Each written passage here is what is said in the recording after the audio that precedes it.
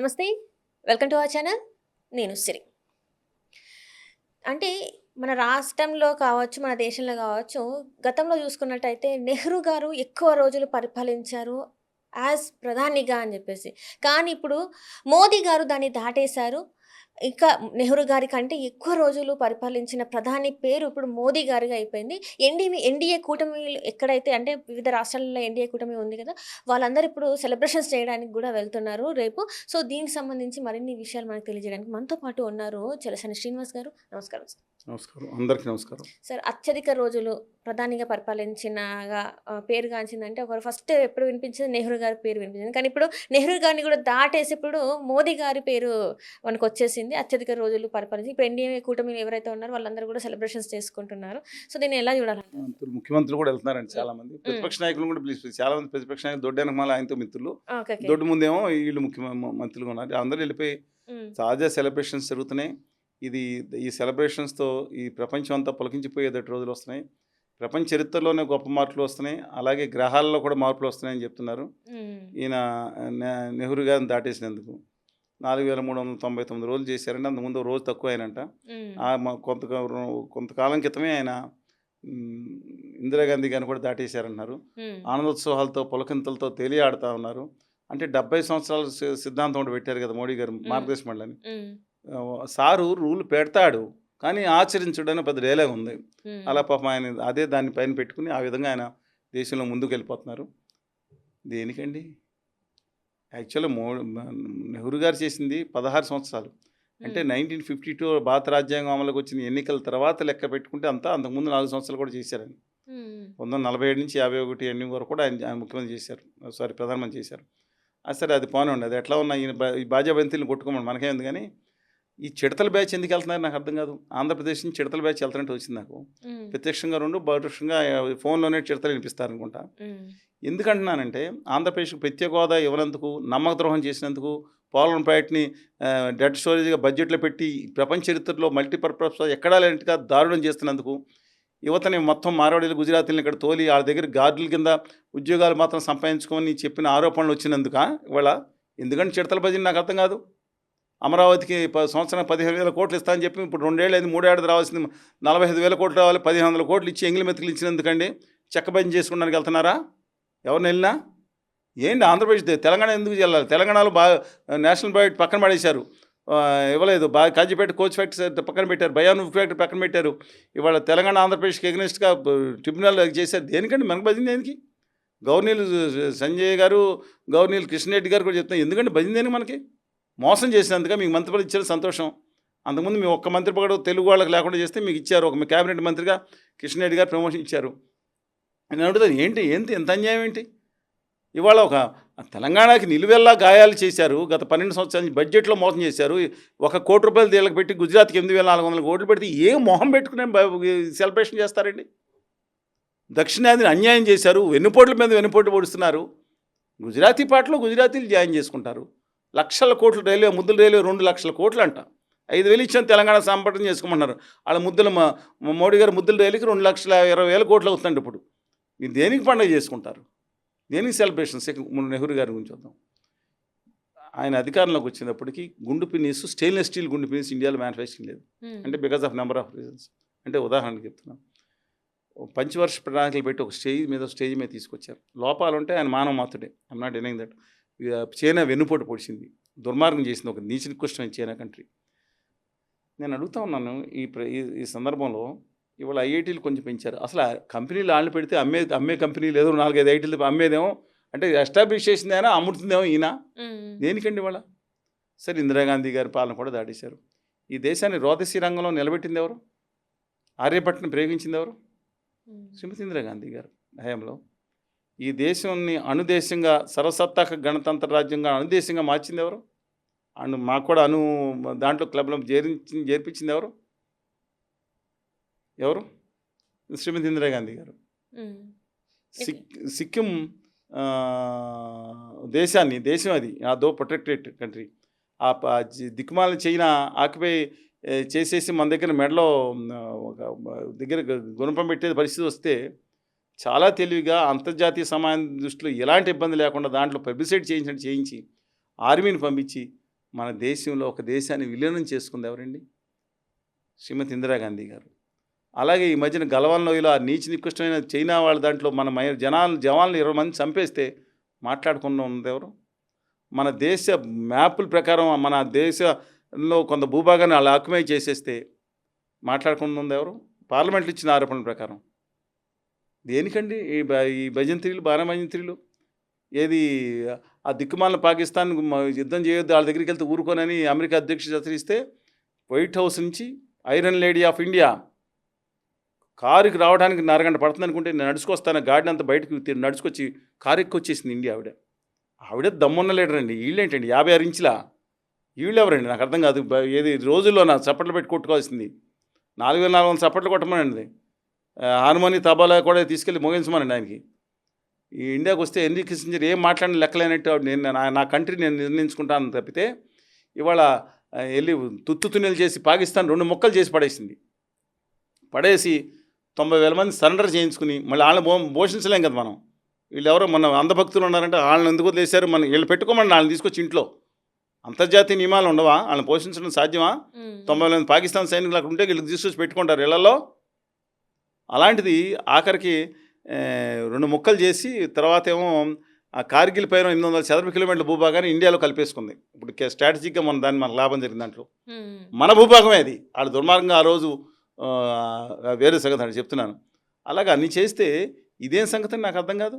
వీళ్ళ చప్పట్లు దేనికి? రాజభరణాలు రద్దు చేసింది ఆవిడ, బ్యాంకులు జాతీయకరణ చేసింది, పేద ప్రజల కోసం పాటుపడింది ఆవిడ. ఇవాళేమో కొత్త రాజభరణాలు ఇస్తారు ఎవరో క్రోనీ క్యాపిటలిస్ట్ ఆదాయం గారిని.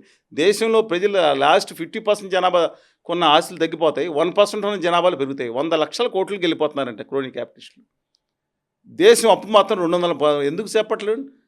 220 లక్షల కోట్లు జరిగిందంటే 53 లక్షల కోట్లు దేశం అప్పు. దేశ ఆదాయం మాత్రం 300% పెరిగింది. 11 లక్షల నుంచి 33 లక్షల కోట్లు పెరిగింది దేశ ఆదాయం. ఖర్చు అంత పెరగలేదు. సరే రోడ్లు వేసేంత అప్పులు చేస్తున్నారు, మన తోలు తీస్తున్నారు. ఏంటంటే వీళ్ళు చేసింది ఐఐటి పెట్టాను 5 కోట్లు 10 కోట్లు పెట్టి ఇంకోటి పెట్టాం. రోడ్లు రైల్వే లైన్ ఎంత ఉంది అంత వేశారు. ఎంత రైల్వే ఆర్ఎఫ్సి ఎంత ఫైనాన్స్ ఎంత పెరిగింది? అయినా 30 లక్షల కోట్లు లాగేశారు కదండి ప్రజల దగ్గర నుంచి. $130 $120 ఉంటే క్రూడ్ ఆయిల్, 59 రూపాయలు డీజిల్ ఉంది, 430 రూపాయలు గ్యాస్ బండ్ ఉంది. ఇప్పుడేమో మొత్తం తీసేసి ఆ క్రూడ్ ఆయిల్ $30-40 వచ్చింది ఒక టైంలో. అయినా సరే 90 రూపాయలు 100 రూపాయలు దొబ్బారు కదండి జనాల్ని, సావసిద్ధ కొట్టారు కదా. ఇదంతా అంటే ఇప్పుడు మీరు మాట్లాడే కాబట్టి మాట్లాడుతున్నాను సార్. ఇప్పుడు ఇదైతే క్రూడ్ ఆయిల్ గురించి. సో క్రూడ్ ఆయిల్ గురించి మనం వివిధ దేశాల మీద ఆధారపడుతున్నాం కాబట్టి ఇథనాల్ తీసుకొచ్చారు. ఇథనాల్ తీసుకొచ్చింది ఏంటంటే నితిన్ గడ్కరీ గారి కుటుంబ సభ్యులు వాళ్ళకి సంబంధించిన అంటారు. ఇప్పుడు ఈ ఇథనాల్ వల్ల ఎంత నష్టపోతుంది మన భారతీయ? ఏమండి మన దేశంలో ఫస్ట్ 1.14% ఎంతో 2014 ముందు ఇథనాల్ మిక్స్డ్ ఉండేది. మన దేశంలో అప్పుడు BS4 పాత ఇంజిన్స్ అయినా సరే దేర్ ఏబుల్ టు కంబషన్ బాగుండేదని. ఆ తర్వాత ఏం జరిగిందంటే మోడీ గారు వచ్చిన తర్వాత 10% విదేశీ దాని మీద మనం తగ్గించాలని ఉద్దేశం 10% పెట్టారు. ఇంజిన్స్ ప్రిపేర్ కాదు దాన్ని 20% పెట్టారు. మీరు దొరికే ప్రతి పెట్రోల్ 20% ఇథనాల్ కలుపుతున్నారు. ఈ సరే ఉన్నాళ్ళలో ఈ అదానీ గారి కంపెనీ మీద బెటరేనండి. ఎవరు రాజ్నాథ్ సింగ్ గారు వీళ్ళకి దేశం మీద ప్రేమ ఉంది. కనీసం మీరు అన్న మాట ఉంది కానీ నితిన్ గడ్కరీ గారి కొడుకు ఆ విషయం తప్పే ఉండొచ్చు కానీ కొంచెం బెటర్ ఫెయిల్ అండి. వీళ్ళందరి మీద ఆయన బెటర్ అయినా కనీసం దేశాన్ని కొన్ని క్యాపిటల్స్ కంప్లీట్గా అమ్మేయకపోవచ్చు. సరే కమింగ్ బ్యాక్ ఇప్పుడు కొత్తగా దానివల్ల ఇంజన్లు దెబ్బతింటున్నాయి. ఇప్పుడు 85% మొదలుపెట్టి ఢిల్లీలో మొదలుపెట్టి దాంట్లో 2 కంపెనీలు మారుతి ఒక వ్యాన్ తయారు చేసింది ఏదో ఫ్లెక్స్ మెషిన్ ఏదో, తర్వాత హీరోండా. ఈ తప్ప దేశంలో ఎక్కడా కూడా లేదు. ఇవాళ దీనివల్ల 20 రూపాయలు తగ్గిస్తారండి. అంటే పెట్రోల్ 110 రూపాయలు ఉందనుకోండి 190 రూపాయలు చేస్తారు. కానీ మీరు మీ వెహికల్ కారు 15 కిలోమీటర్లు వస్తుందనుకోండి లీటరు, దాదాపు 30% తగ్గిపోతుందండి. అంటే 11 కిలోమీటర్లు 30% లాస్ అయ్యి మీరు 20 రూపాయలు. నాకు అర్థం కాదు. అందరూ మెషిన్ పాడైపోతే వచ్చే ఇబ్బందులు ఏమిటండి? భయంకరంగా ఉంటాయి.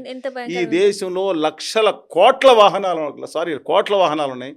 కోట్ల వాహనాల్లో 99% ఈ 85కి సిద్ధంగా చేయవు. అంటే నడుస్తుంది, ఇంజిన్ నాశనం అయిపోతే ఇవాళ మొత్తం వాళ్ళు లక్షల రూపాయలు ఎక్కడి నుంచి పెట్టుకుంటారో తెలీదు. అంటే ఈయన ఉద్యోగాలు ఇస్తాను మెకానిక్ ఉద్యోగాలు. ఎందుకంటే 2 కోట్ల ఉద్యోగాలు సంవత్సరానికి ఇస్తాను, పకోడీలు వేసుకో ఇంకోటి వేసుకున్నారు కదా, అవి చేయడానికి మొదలు పెట్టారు ఏమైనా. అంటే 1 లీటర్ ఆఫ్ ఇథనాల్ రెడీ చేయడానికి 3000 నుంచి 3000 నుంచి 10,000. సో వరి పొలం అయితే 10,000 లీటర్లు అవుతుంది.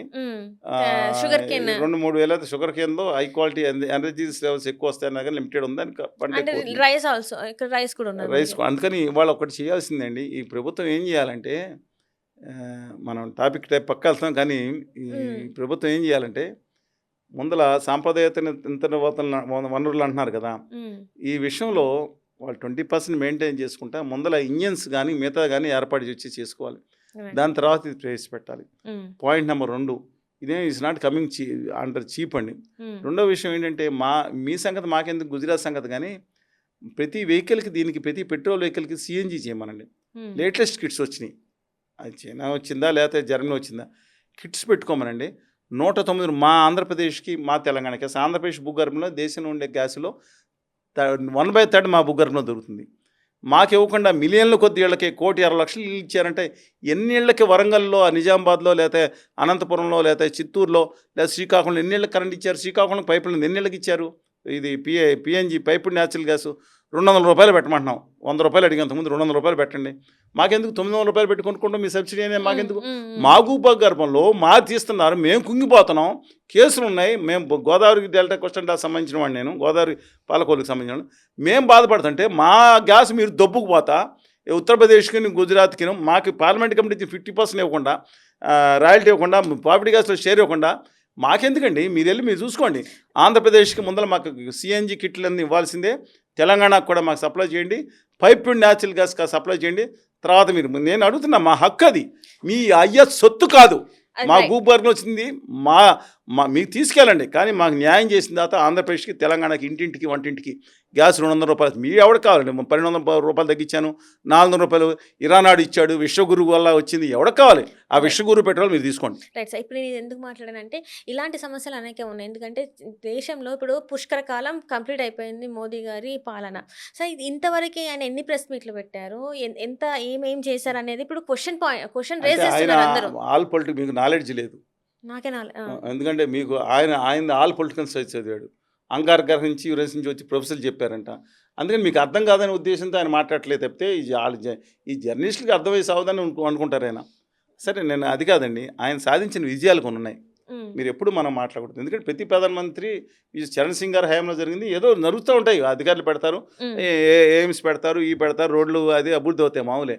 కానీ ఇవన్నీ కాకుండా అద్భుతమైన ఆయన, దానికి అభినందించాలి. మన ఇప్పుడు అంజయ్ గారు ఉన్నారు, అంజయ్ గారి హయాంలో ఈ ఎక్కడో పాత పడిపోయిన పంచాయతీ ఎన్నికలు పెట్టి ధైర్యంగా దమ్ముని పెట్టిన వ్యక్తి, దానికి పంచాయతీకి నిధులు ఇవ్వాలని పెట్టిన వ్యక్తి అంజయ్ గారు. మనం మర్చిపోతామా? అంజయ్ గారి కన్నా తక్కువ మీరు ప్రధానమంత్రి చేసి ఉండొచ్చు, అంత నిజాయితీ ఎక్కడ ఉందని వీళ్ళలో. ఆయన అంజయ్ గారికి 64 కోట్లు గర్వంగా చెప్పుకున్నాడు. క్రోనీ క్యాపిటలిస్టుని అంటేసుకుని రాష్ట్రాన్ని, ఆంధ్రప్రదేశ్ని నాశనం చేయలేదు ఆయన. సరే, కానీ మోడీ గారు చేసిన అద్భుతమైన విషయాల్లో ఒకటి ఉంది, ఏంటంటే ఆత్మనిర్భర్ భారత్ పెట్టారు. మీ నోరు తిరగదులేండి, అదేదో ఆడ పదాలు ఉంటాయి. పెట్టిన తర్వాత ఈ దేశంలో ఆయన వచ్చి రాగానే మొట్టమొదటి ఏం చేశారంటే, ఈ దేశంలో మనకు విదేశీ మార్గద్రవ్యం పోతుందని చెప్తున్నారు కదా ఆయన. అందుకని మనం ఏం చేశారు, దిక్కుమాలిన చైనా సంగతి తేల్చాలనుకున్నారు. దానికి డబ్బులు 2 ఒక ప్రయత్నం గట్టిగా చేశారు, అది చెప్తాను. తర్వాత తీరా చూస్తాను, వచ్చేటప్పటికి 3 లక్షల కోట్ల రూపాయలు దిగుమతులు అవుతున్నాయి చైనా నుంచి మనకి. 1,00,000 కోట్ల ఎగుమతులు అవుతుంది. అంటే 2 లక్షల కోట్ల రూపాయలు మన విదేశీ విలువైన మార్గద్రవ్యాన్ని ఆ చైనా లాంటి దిక్కుమాలి కంట్రీకి అప్పచెప్తున్నాం. అంటే ఏపీ కోసుకొని డ్రగ్స్ కొన్ని ఎలక్ట్రానిక్స్ తప్పదు. కానీ ఇదేంటి, మోడీ గారు శపథం పెట్టారు. ఆ శపథానికి వాళ్ళ 12 సంవత్సరాలు అయింది దాదాపు. దానికి ఆయనకి అభినందన తెలపడానికి దాదాపుగా చైనా నుంచి అందరూ ఎంతోమంది అభిమానులు వస్తున్నారంట. ఎలాగంటే ఆ 2 లక్షల రూపాయలు ఉన్న విదేశీ మార్గద్రవ్య లోటుని, అంటే మన దేశం వాళ్ళకి అప్పచె ఈ 2026 నాటికి 10 లక్షల కోట్లకు పెంచారు. ఆంధ్రోత్సవాలతో ఊగిపోయి వాళ్ళు తీసుకొచ్చి దండయాల్సింది తప్పితే వీళ్ళేదేంటండి? నేను చెప్పిన సత్యం వస్తుంది, నెట్లో కొట్టుకుని విగి తల్లి గూగుల్ నాన్న ఉంది. ఈ మధ్యనేమో చాట్ జీపీటీ బాబాయ్, ఆ గ్రోక్ పిన్ని కూడా వచ్చారు కదా. అందుకని మీరు వెరిఫై చేసుకోండి. అప్రాక్సిమేట్లీ 9,90,000 కోట్లని కొంతమంది నన్ను మాట్లాడవచ్చు. ఎందుకంటే వీళ్ళందరూ వాళ్ళ తల్లిదండ్రులు నేర్పిన సంస్కారం ప్రకారం వ్యాఖ్యలు చేస్తూ ఉంటారని చెప్పే కదా. అదే గవర్నమెంట్ స్కూల్సే కావచ్చు, అండ్ అట్లనే చూసుకోండి 88,000 స్కూల్స్ వాళ్ళ దేశం వచ్చిన తర్వాత పంపించేసి వాళ్ళ కార్పొరేట్ హాస్పిటల్ వీళ్ళ సెంట్రల్ డెఫినిషన్. నేను బాధపడేది ఏంటంటే, ఆ చైనాకి అప్పచెప్పడం ఏంటి? అని చెప్పి మేము గట్టిగా ప్రశ్నించేటప్పటికి వాళ్ళు అంధభక్తులందరూ కొత్త చేశారు. మీకు గుణపాఠం నేర్పుతా వాళ్ళు చైనాకి ఎలా నేర్పాలో మాకు తెలియదు. నేను టెక్నాలజీతో నన్ను కొట్టండాయా బాబా దేశాన్ని, మనం 10 లక్షల కోట్లు వాళ్ళకి ఏమో చేసి వాళ్ళకి విదేశీ మార్గదర్శనం మన దేశానికి రావాలి, టెక్నాలజీ మనం బాగా చేద్దాం అని అంటుండే. టెక్నాలజీ అనేది పాత మీ అభ్యుదయ, మీరు అందరూ సైన్స్ మాట్లాడిన వాళ్ళు కమ్యూనిస్టులు, లేకపోతే మీరు ఏదో విదేశీ శక్తులు ఏదో అని మాట్లాడి వీళ్ళు అద్భుతమైనది కనుక్కున్నారు ఈ మధ్యన. వాళ్ళు ఏంటంటే ఆల్రెడీ ప్రయోగం మొదలైంది. మీరు ఎండమీరి వీరేంద్రనాథ్ గారు నావల్ చదివారా? మీకు గుర్తుందా? చెప్పండి. తులసి దళం కాశ్మీర్ ఒక చాలా ఫేమస్. అందులో ఆ కాశ్మీరాన్ని ప్రయోగించాలని నిర్ణయించారంట ఎవరు, చైనా మీద. దానికోసం ఏం చేస్తున్నారో తెలుసా మీకు? యూనివర్సిటీలో భూత వైద్యం ప్రవేశపెడుతున్నారు. మోడీ గారు మామూలు వ్యక్తి కాదు. మీరు తక్కువ అంచనా ఇస్తే 12 సంవత్సరాలు సాధించబోతున్న విజయం ఏంటంటే ఆ ఉత్తర భారతాన యూనివర్సిటీల్లో భూత వైద్యం ప్రవేశపెడుతున్నారు. ఈ దిక్కుమాల చైనాని జయించండి టెక్నాలజీ అంటే కాదు, వాళ్ళ మీద ఇప్పుడు ఈ హోమ్ మంత్రాలు చదువుతుంటున్నారు. ఆ భూత వైద్యంతో కాశ్మీర్తో చైనా నాశనం చేద్దానికి ప్రయత్నిస్తున్నారంట. ఏందండి ఇది? మనకి రాకెట్ సైన్స్ ఉంది అక్కడ. రాకెట్ సైన్స్ వీళ్ళు ఎప్పుడో 15 లక్షల సంవత్సరాల క్రితం కనుక్కున్నా అని చెప్తున్నారుగా మోడీ గారండి. వాళ్ళు 15 లక్షల సంవత్సరాల కనుక్కున్న వాళ్ళు ఎత్తుకుపోయారు అంటున్నారు. 15 సంవత్సరాల క్రితమే అదేదో విమానం ఎగిరింది అంటున్నారు. ఆ సంగతి నిజమే, చాలా ఉన్నాయి దాంట్లో.